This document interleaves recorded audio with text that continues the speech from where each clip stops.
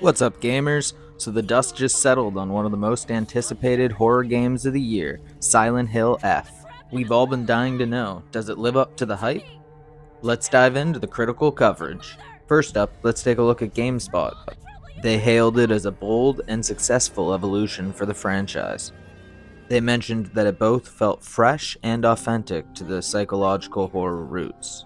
They praised its move from a familiar American town to 1960s Japan.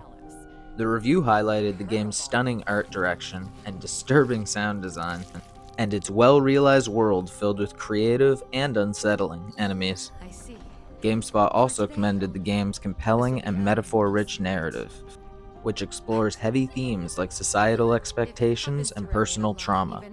While the review noted that combat was fine, and some of the puzzles were a bit obtuse, it ultimately concluded that the game's brilliant writing, atmosphere, and visuals make it a new benchmark for the Silent Hill series and a must-play for horror fans. Next up is IGN's take, and they were a little more critical. They gave Silent Hill F a 7 out of 10. While they praised the game's fresh setting, compelling story, and genuinely unsettling horror, they found a major sticking point in the melee-focused combat. The review noted that the combat often felt like a chore, and it made the protagonist Hinako feel overpowered at times to be so scared consistently. Despite this, IGN still concludes it's one of the strongest games in the series since the PlayStation 2 era.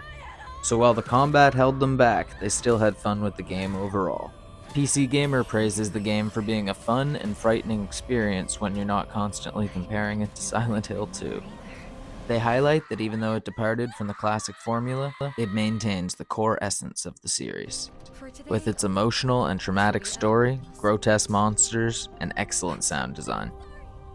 However, they weren't entirely sold on the combat.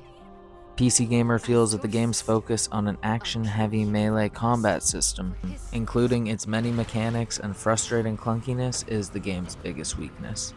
Despite this, they still consider it to be a big next step for the iconic horror series. Now, my personal take, this game is an absolute trip. It's not perfect, but it's bold, fresh, and takes on horror that doesn't pull any punches. If you're looking for a horror game that will mess with your head, and stay with you long after the credits roll, then Silent Hill F is calling your name. Have you played Silent Hill F? What did you think?